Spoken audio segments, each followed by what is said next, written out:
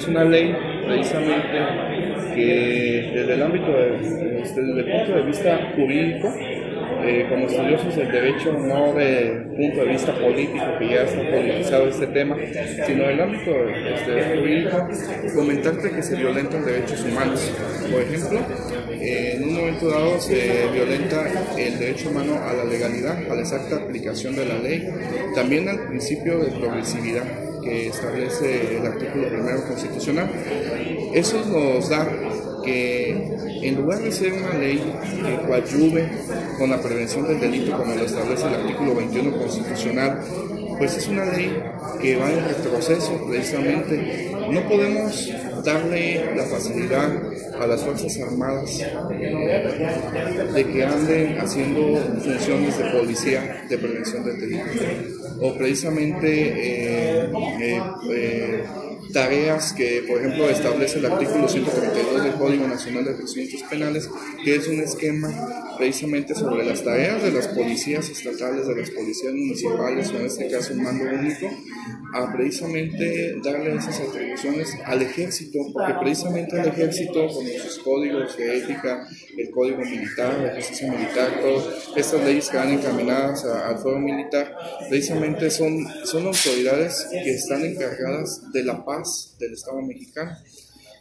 Tal vez por ahí se les dote de lo que es precisamente el combate al crimen organizado, el derecho penal del enemigo como lo conocemos dentro del derecho.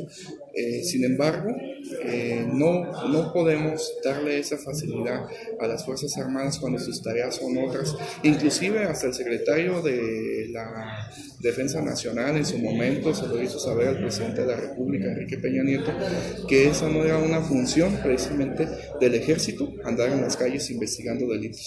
Técnicamente, su opinión es que es una reforma anticonstitucional. Sí, claro que sí.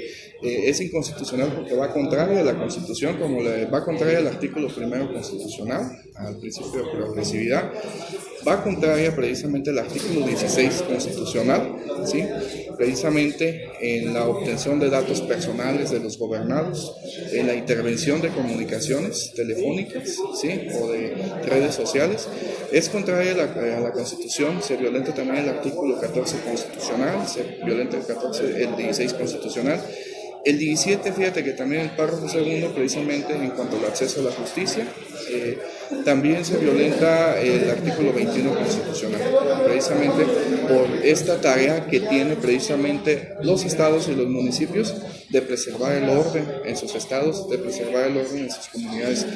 También es cierto que precisamente existe esta tarea del ejército para el combate al crimen organizado y tal vez las autoridades estatales se han visto rebasadas en ese tema, pero no es la forma de darle manga ancha a las autoridades, a las fuerzas federales precisamente para hacer labores de investigación o labores que, como ya lo mencioné, lo establece el artículo 132 del Código Nacional de Procedimientos Penales en cuanto a los policías estatales de investigación. ¿Qué implicaciones podría tener esta reforma en la parte de los derechos humanos? ¿Qué implicaciones podría tener? Pues precisamente si ahorita es difícil sancionar a las Fuerzas Armadas por sus arbitrariedades que hacen en sus intervenciones, va a ser en un momento dado más difícil poderlos juzgar, porque ahora ya van a tener más permisos, más prerrogativas. Me imagino que aunado a esta ley de seguridad interior vienen protocolos de actuación nuevos para las policías federales, para el ejército, que les permita hacer otras tareas, y vamos a en un momento dado tener pues esa vertiente de violaciones a derechos humanos con el actuar de estas personas, de estas autoridades. Yo me imagino que los abogados litigantes tendrán más trabajo en un momento dado de acreditar detenciones ilegales por parte de las autoridades federales que se regirán bajo esta nueva ley.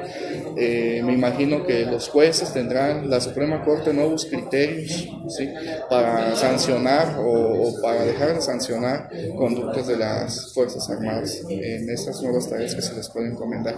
Recordemos que tal vez la ley en estos momentos es muy ambigua. He tenido la oportunidad de leer los artículos que la conforman a esta iniciativa primero, y que sabemos que hoy en la madrugada o muy temprano, el día de hoy, se aprobó en lo general.